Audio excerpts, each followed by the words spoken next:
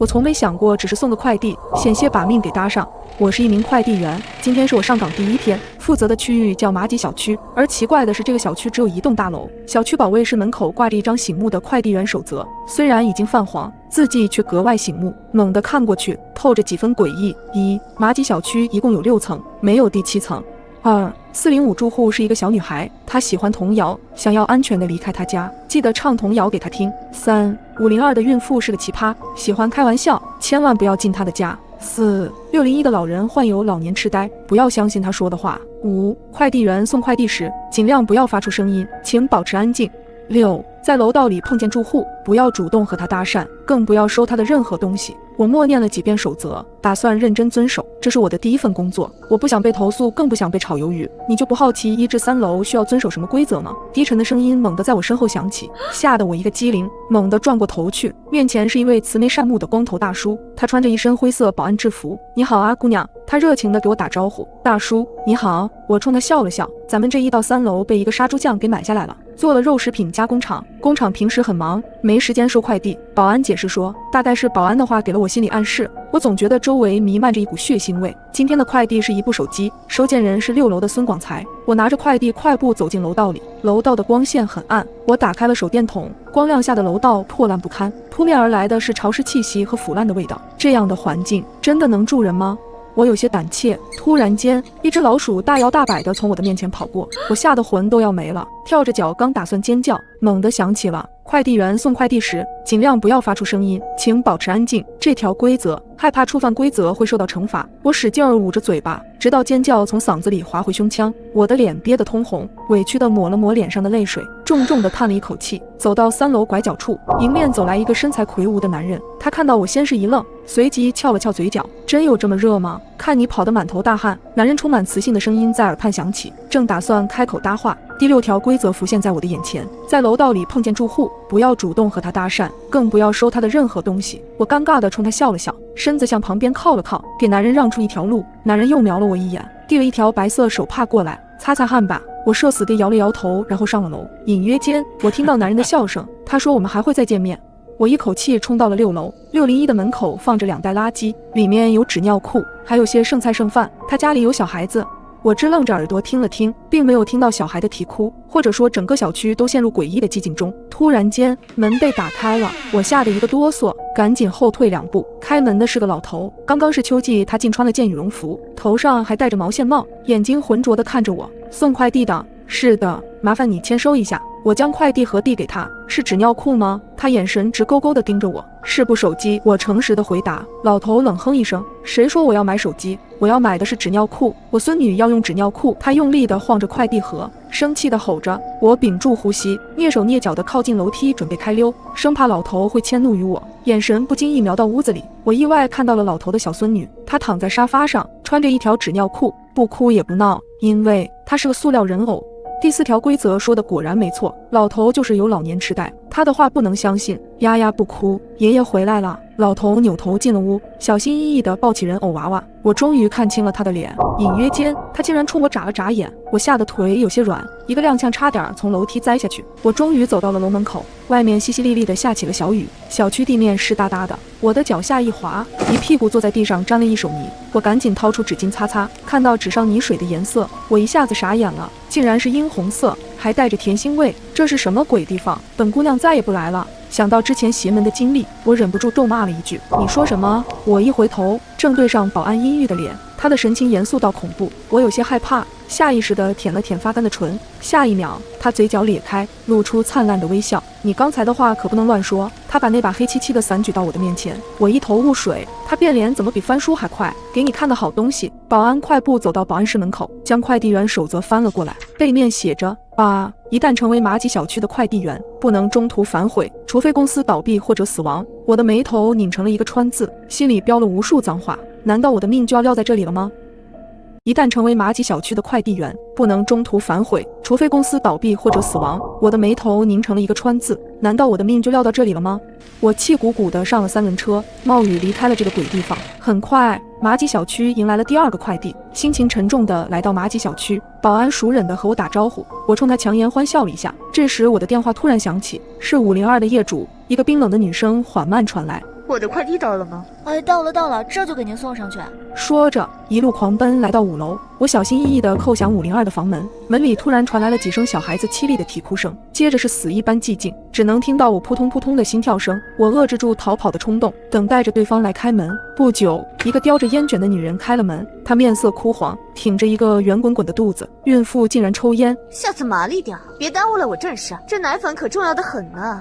他麻利地签了字，严肃地对我说：“好的。”我爽快地答应。你猜我肚子里的是男孩女孩？女人突然转移话题：“不管是什么，都和老大做个伴儿。”想到刚才孩子的哭声，我灵机一动说：“我这是第1胎。那刚才孩子的哭声哪有什么哭声？”女人粗暴地打断我的话：“难道是幻听吗？不可能，这个小区处处透着古怪。”我的神经又一次绷紧。女人关门的刹那，她的表情突然僵住，2条腿开始疯狂颤抖，嘴里发出刺耳的尖叫和哭喊。我吓得面色苍白，问她到底怎么了。我要生了。女人终于吐出一句完整的话，她的话让我的脑子瞬间短路，几秒钟才缓过神。我赶紧扶住她，想让她回床上躺着，可是一只脚刚迈进房门，猛地想起那条规则，千万不要进孕妇的家，咽了一下口水说：“你别着急，我这就打120。”我掏出手机，女人却死死地拉住了我的胳膊。来不及了，她艰难地说。女人的肚子诡异地抖动起来，像是有什么东西在用力挣扎。她突然转过身去，背对着我，从肚子里掏出什么东西，然后举到我的面前。我吓得目瞪口呆，一屁股坐在地上。女人突然爆笑起来：“你真是个怂货，这是假的！”她随手把这个孩子扔在我的脚下，我惊恐地向后挪了挪。那孩子并没有哭，我定睛一看，才发现这娃娃和那老头的孙女是同款。再看女人，她的肚子依旧高高的隆起。你果然是个奇葩。我厌烦地丢下这一句，挣扎着爬起来，猛地冲下楼去，站在大门口。我剧烈喘着粗气，保安眯着眼睛，疑惑地看我：“你怎么了？”我抬头看着这栋麻吉小区，绝望地流下了眼泪。刚刚突然多了个快递，是4楼的，你再送一趟吧。保安将快递扔给我，我惊魂未定，直接用手挡了出去。快递哐当一下落在地上，快递盒里响起了诡异的儿歌。这是什么鬼东西？我干嘛要做快递员？我后悔万分，惊慌失措地说：“事实上，我也记不清自己为什么是快递员，也记不清自己为什么会送麻吉小区的快递，仿佛从我有了记忆开始，就已经有了这个身份。”这个快递我不送了。保安大叔没有回应，只静静地看着我。我一步一步往外走，在走到小区门口时，突然停住，接着是猛烈的颤抖，砰的一声，我跪倒在地，疼痛难忍，根本没有办法再往前一步，直到保安把我拖了回去，身体才渐渐恢复。这难道是不送快递的惩罚吗？仿佛过了1个小时，直到疼痛慢慢消退，我才晃晃悠悠地站起来。保安大叔把快递踢到我的脚边，4楼的。我嘴唇不受控制的哆嗦，两眼一闭心一横。4楼喜欢什么来着？你说什么？保安一脸疑惑。我平稳呼吸，拿起快递后往楼道走去，嘴里还在默默背着规则。走到4楼楼梯口，寂静的走廊里突然传来了稚嫩的歌声。我忽然心头一跳，这歌刚刚听过，是快递盒里播放的音乐。小心翼翼地走进黑漆漆的走廊，在405门口停住了脚步，伴着我的敲门声，歌声戛然而止。一个面色苍白的小女孩打开房门，她的眼睛如同琉璃球般晶莹剔透，嘴角向下微抿。姐姐，你是来送快递的吗？小女孩胆怯地问。我点了点头，将快递盒递给她。这是你的快递，麻烦签收一下。姐姐，进来坐会儿吧。小女孩说着拉起我的手，她的手很温暖，让我稍微安心一些。我不自觉地迈开了步子。小女孩签好字后，打开快递盒。当她把娃娃拿出来后，我的神经再次绷紧，猛地站起身。这个娃娃和502女人手上的一模一样。小女孩冲着娃娃的脸亲了一口，邪魅一笑，伸手将娃娃的脑袋转了过来。接着那诡异的儿歌再次传来。我的头皮一阵发麻，惊得瞪大眼睛。隐约间，我看到那个人偶的嘴巴一张一合。我吞了一下口水。小女孩面无表情，那双眼睛直勾勾地看着我一动不动。你是想要离开我家吗？小女孩的声音很低沉，仿佛从地底下钻出来一般，透着哀怨。可是你还没有给我唱童谣。看着她的眼神，我想逃跑，却根本挪不动步。405的住户是个小女孩，她喜欢童谣，想要安全地离开她家，记得唱童谣给她听。我想起女孩喜欢童谣的这条规则，尝试着哼唱着一首儿时的童谣。小女孩再次暴躁，这是垃圾。我吓得冷汗直冒，赶紧换了另一首童谣。也不对，女孩烦躁地揉着脑袋，下一秒一缕头发被他扯了下来，我终于支撑不住，崩溃的尖叫，一巴掌拍在女孩的脸上，夺门而去。你还没有给我唱童谣！女孩在身后追着我，慌乱中，不远处的房门打开，一个男人朝我摆手：“快过来！”女孩在身后追着我，慌乱中，不远处的房门打开，一个男人朝我摆手：“快过来！”竟然是他。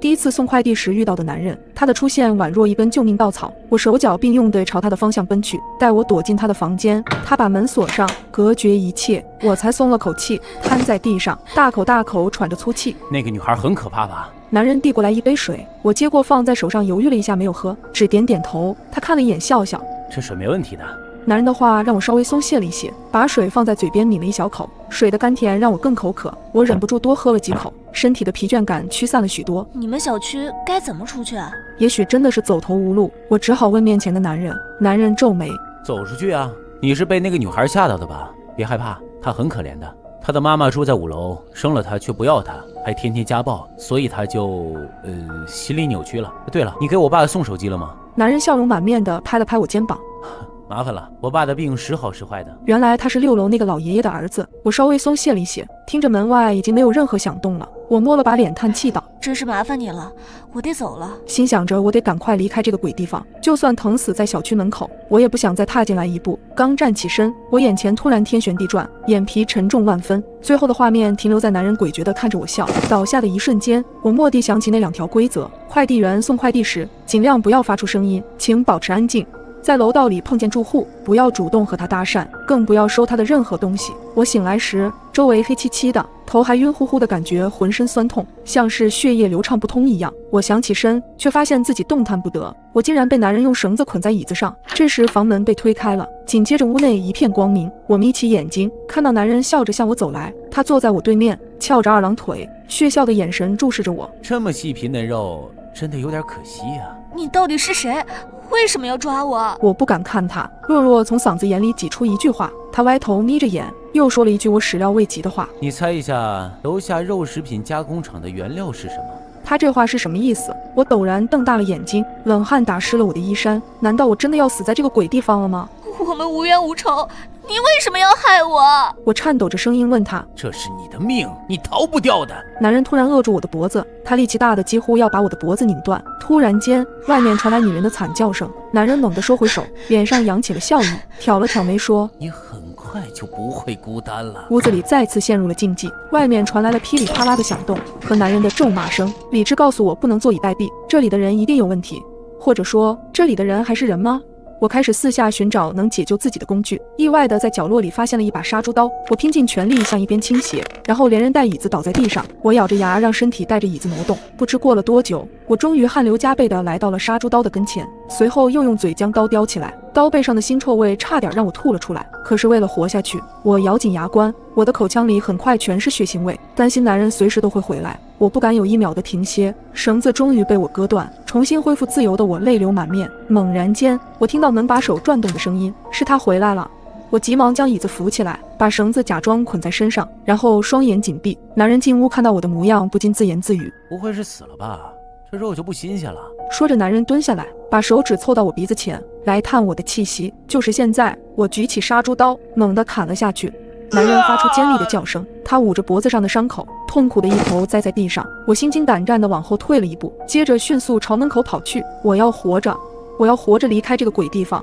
楼道里一片漆黑，手机不知道被我丢在了哪里，我只能摸着墙踉跄地往下跑，心脏紧张的要跳出胸膛。跑着跑着，我仿佛看到了楼口的光亮。突然间，一个人拦住了我的去路，他的手上提着一根木棍，是那个保安大叔。他正凶神恶煞地看着我。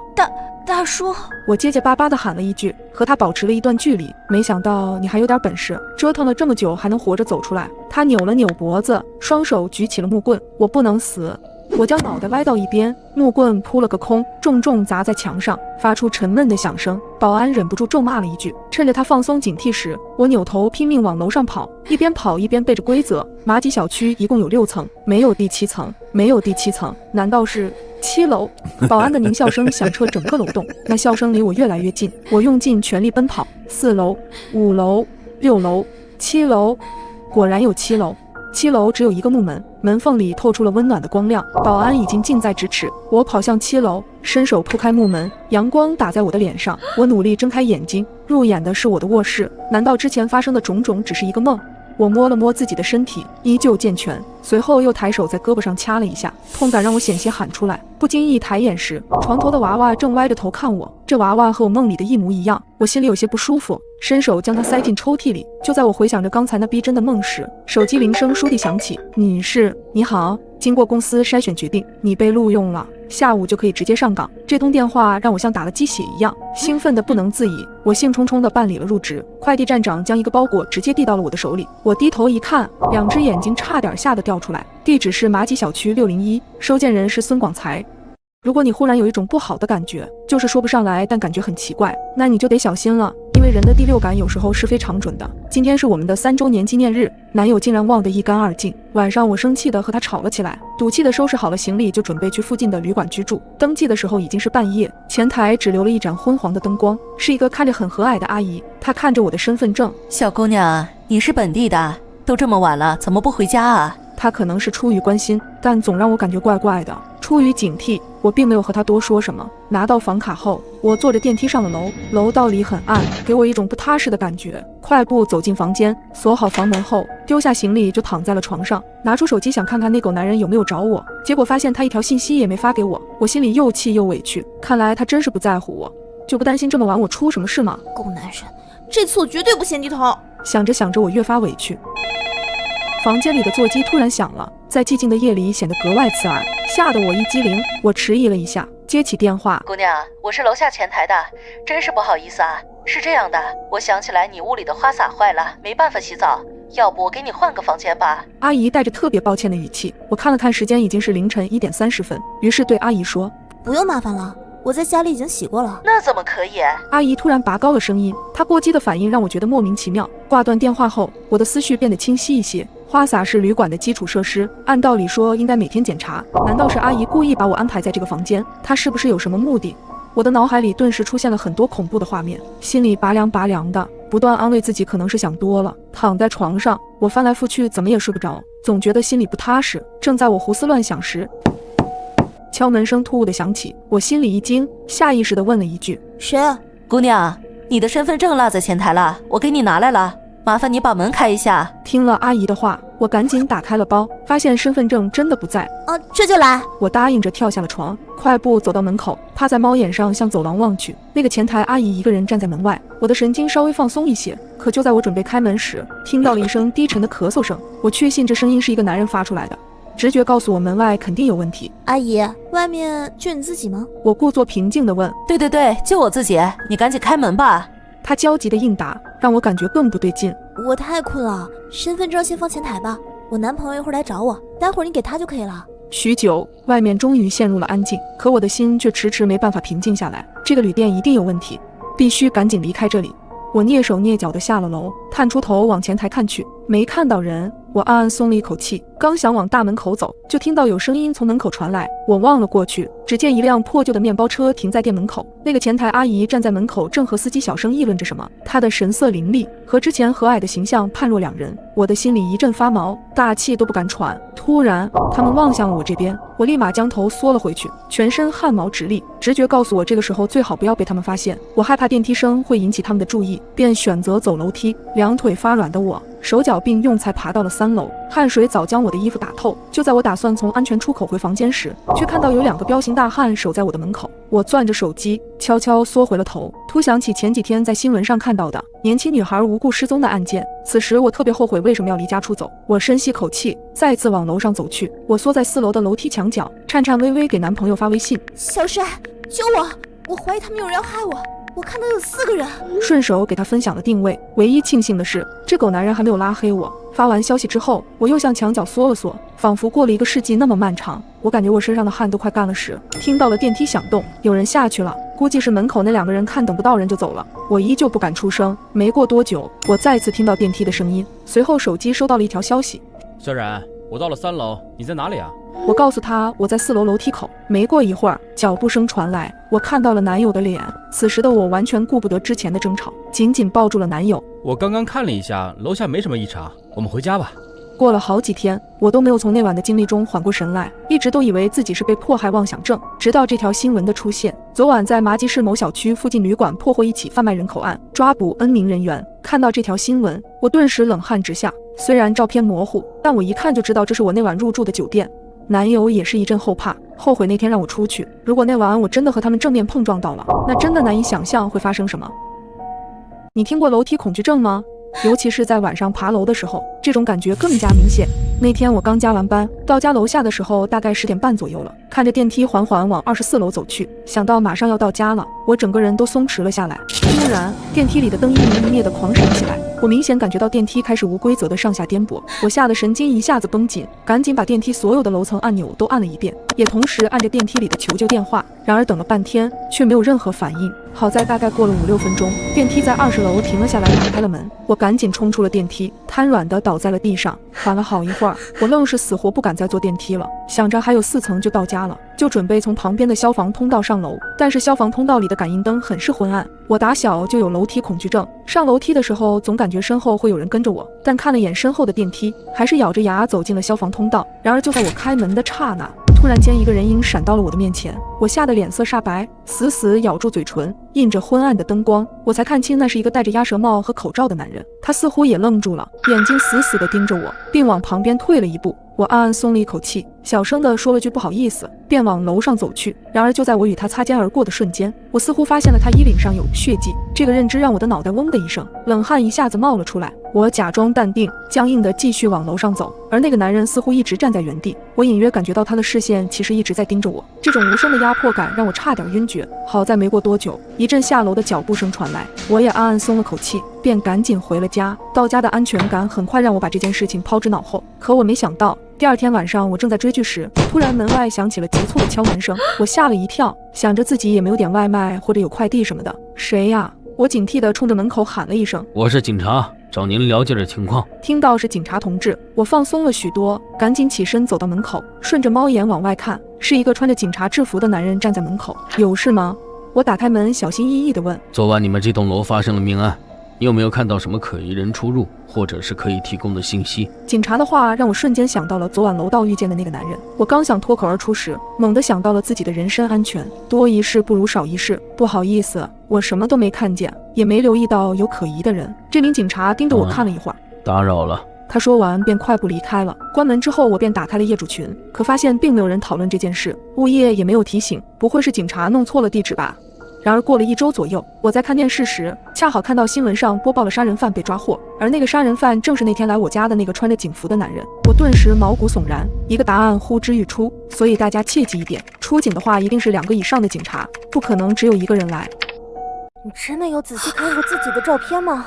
奇怪了，我发现最近对面总有一个人往我家里望，还时不时冲我这边招手，他不会是变态吧？因为加班太晚，我刚回到家就收到了闺蜜的消息，她这个人一直大大咧咧的，我真担心她会出什么事。我立马甩了个视频过去，看到闺蜜嬉皮笑脸的表情，我顿时没了好气。你没开玩笑吧？到底咋回事啊？她看到我的表情很严肃，顿时也收敛了起来，随后便仔细与我说了一遍经过。这几天她每次准备拉窗帘的时候，都会看到对面阳台上站着一个奇怪的男人，而今天那个男人甚至还朝她挥了挥手，嘴里似乎还在嘀咕着什么。但也有可能是我想多了，是确实有点奇怪。那个人还在那吗？应该吧，我给你看一眼啊。顺着镜头的翻转，画面最终锁定在了闺蜜所说的阳台，可阳台上并没有人。哎，他不在那儿。我皱了皱眉，安慰着她可能确实是想多了。然而就在这时，闺蜜家的门突然被敲响了。敲门的声音很响，听得心里直发毛。闺蜜显然也被吓到了，脸色铁青的愣在了原地。有人吗？我是住你对面楼的，有事情找你。一个沙哑的声音透着门缝传了进来，我的心也被揪了起来，赶忙提醒闺蜜千万不要开门。听到我的话，闺蜜好像也缓了回来，壮着胆子对门外喊：“别敲了，我根本不认识你，我已经报警了。”听到闺蜜的话，门口瞬间安静了下来，没过一会儿便响起了脚步声。她应该被吓走了吧？闺蜜小声地跟我说：“真是什么人都有，你晚上别出门啊，再有人敲门你就直接报警。”看着闺蜜似乎还心有余悸，我又陪她多聊了会儿，才挂断了电话。但不懂为什么，我隐约还是觉得不安。隔天晚上，闺蜜发来了一张自拍照。叶子，你给我买的耳钉到了，你看好看吗？我顺手点开了照片，是她站在客厅对着自己拍的。这款是真不错，果然我的眼光好。刚回复完他，我鬼使神差的又打开了他发来的照片，想再仔细放大看一下。可这一看，我顿时汗毛直立，因为就在他耳朵后面的窗帘边缘，赫然露出了半张脸，那轮廓明显是一个男人。我咽了咽口水，心如擂鼓，不停地想着接下来应该怎么办。我并不敢直接打电话给闺蜜，因为我怕告诉她，她一个女生必定会惊慌，万一被屋里的男人察觉到了，跑都来不及。想了想，我发了个消息给她，我刚好路过你的小区门口，东西有点多，你下来接我一下。我捏紧手机，相信自己这样说，她一定会立刻出门。果不其然，哇，你等等，我现在就下楼。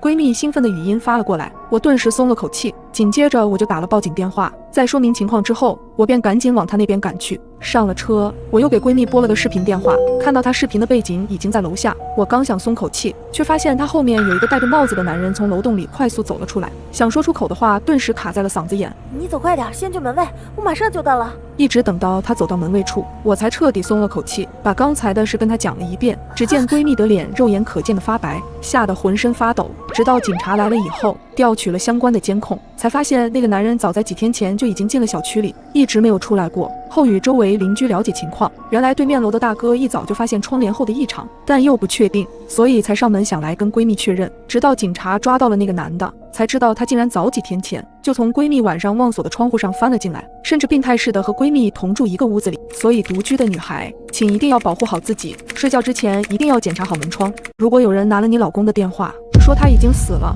随后又打来了视频电话，你会接吗？那晚我肚子隐隐作痛，到卫生间才发现自己到日子了，但家里没有多余的存货，我便让门外在打游戏的男友帮我去买卫生巾。他应了一声便直接出门了，可是等了很久他都没回来，看了眼时间已经是半夜了，我不免有些担心，便给他发了个消息过去，怎么还不回来啊？男友很快便回复，你在哪？看到消息的内容我有些困惑，因为这根本不像是男友的语气。你是？他手机在我这儿呢，你是住在马几小区吗？能说下具体位置吗？我这就给你送过来。看着消息内容，想到男友确实丢三落四，估计是把手机弄丢了。为了确定事情的真实性，我给男友备用机打了电话，可打过去发现一直没人接，但我还是担心对方是坏人，便警惕地给他回复了消息。他现在我联系不上，稍微晚点我再与您联系。不用了。面对这3个字，我有些疑惑，难道对方生气了吗？他再也用不上手机了？什么鬼？这句话让我有些慌神，接着对方的一句话让我突然手脚冰凉，脸色骤变。他已经死了。我还来不及深想，对方直接就给我发来了视频电话，我彻底慌了神，手指开始不停颤抖，却始终不敢按接听键。对方的一系列举动都透露着反常。视频电话再次打来时，我直接挂断。对方见我不接视频，就拼命地给我打电话。此刻我忐忑不安的心跳得越来越快，不敢再往下想了，只能不停地联系男友的另一部手机，祈祷着他能平安。就在我绝望的快要流下眼泪时，另一部手机突然给我发来了消息，我到了。我脑子突然嗡的一下，是谁到了？是男友到了家门口，还是电话那头的人找到了我？我缓了一会儿，出于担心，我还是决定去门口看一眼。我小心翼翼地踢掉了鞋子，光着脚挪到了门口，随后朝着猫眼望去，可昏暗的走廊外面却一个人都没有。突然，半张脸从旁侧伸了过来，目光直勾勾地盯着我，我的冷汗唰地冒了出来，倒吸了一口凉气，直接跌倒在地上。我捂住嘴巴，不敢发出一点声音，不停地往屋子里挪。怎么不开门？我到家门口了。此刻我的手冰凉冰凉的，基本确定门口的人就是给我发消息的人。想到这里，我更加恐惧，紧紧咬住嘴唇。没过一会儿，门外就传来了急促的敲门声，我的心又一次提到了嗓子眼儿。婷婷，开门，是我。竟然是男友的声音。我挣扎着从地上坐起来，冲向门口，可当我碰到门把手时，我又犹豫了。这不会又是坏人的诡计吧？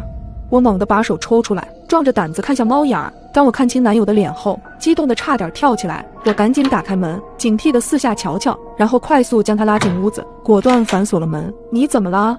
男友一脸不解。我用力搂住男友的脖子，带着哭腔讲述了刚才发生的惊险一幕。他这才意识到自己的手机丢了。怪不得一直有人在给我的手机打电话呢，接了电话又不说话，我觉得很奇怪，后来干脆把手机给静音了。刚才还有一个人一直在鬼鬼祟祟的在门口徘徊，看到我从电梯里面出来，就神色慌张的离开了。经过我俩的分析，男友因为怕麻烦，所以他的手机密码一直设置的4个0，这才让那个坏人直接破解了。至于手机是被偷的还是丢了，就不得而知了。随后我们商量着说，如果这个人再打电话或者发消息来就报警。可是等了许久，那边与我们再也没有了联系。想着多一事不如少一事，我们干脆在隔天补了一张卡，丢的手机也是老款的。正好换一台新的，也没必要再去找了。本以为事情已经结束了，可几天后，小区业主群里的一条通知再次让我们紧张了起来。大致的意思就是提醒女性业主夜间出行注意人身安全，因为最近有不少女性业主反映自己被陌生男人尾随的情况，有的家里门把锁被拧，还有的是被人狂按密码锁。随后小区群里又描述了那个人的体貌特征。读完这些内容后，我的手心儿全是汗。男友若有所思地告诉我，那晚看到的应该就是他。难道从那晚开始，他就一直徘徊在小区里，对女性伺机下手？这样想着，我的鸡皮疙瘩又冒了出来。从那之后，我们就匆忙搬了家，后来的事情就不太清楚了。所以大家也一定要留个心眼，我们的手机密码不要设得太简单，不要给坏人有任何可乘之机。2018年11月，为了节省房租，我租了一间单身公寓。看着破旧的大门，我问房东能不能帮我换个门。这门很结实，这么久都没出事，换不了。看着房东坚定的眼神，我有些无措。可这房租确实便宜，我便咬咬牙租了下来，喊人上门换了锁。2019年1月，出差了好几天，听说前2天好几户人家门锁都被撬了，被偷了好些东西。隔壁的小情侣家被偷得最狠，连晚上吃剩下的排骨汤都被连锅端走了。看着小姐姐唉声叹气借菜刀的模样，我也不知道怎么安慰她。我仔细检查了我家的门锁，似乎没有被撬开的痕迹。2019年2月，过年回来后就听房东说要涨房租，原因是他帮我们这栋楼找了一个守夜值班的大爷，还是因为之前遭小偷惦记的事情，房租涨了500，让本不富裕的我雪上加霜。上个月同事还让我和他合租，看来我得考虑一下了。2019年4月中旬，最近总加班，回家的时候都已经凌晨了，钥匙孔又生锈了，抽空得找个师傅看看了。最近这么晚还有人搬家，也不知道是谁家的。2019年4月下旬，没想到我居然遇到了这么可怕的事情。闺蜜在我家玩了2天刚走，却突然有人敲了我家的门。这种单身公寓都没猫眼，开始我以为是闺蜜去而复返，但我问了门外好多遍，却没有任何人回答。楼道的脚步声响起，特别清晰，一直在门口徘徊，一下一下踩在我的心头上。我再次下定决心，一定要搬家。2019年5月，最近我失眠更严重了。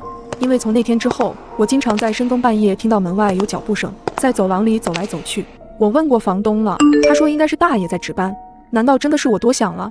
不对呀，大爷一般不是到凌晨1点左右就休息了吗？我难道幻听了？突然想到隔壁的邻居都搬家1个多月了，可我也总能听到他家似乎传出来有人念叨的声音。不行，太恐怖了，我还是得搬家。2019年6月，我被人盯上了。我刚从快递站取完快递，便往家走去。突然，我察觉到了不对劲，我的身后好像一直有个人在跟着我。我吓到了，直接僵在了原地。但更可怕的是，身后的人竟然也不走了。我们就这样僵持了许久。没过一会儿，我疯了一般冲上了楼，头都不敢回。我赶紧冲到了家门口，身后的脚步声越来越近，但因为钥匙孔生锈，我一直没能打开。此时他已经走到了我的身后，正站在那里看着我一动不动，然后打开了隔壁的房门。2019年7月，我终于搬走了。听房东说，隔壁那个小伙精神不太正常，他总喜欢跟着女孩屁股后边跑，但都没恶意。可我再也受不了了。自从我知道他住我旁边之后，有一天晚上，我仔细听了一会儿隔壁的念叨声。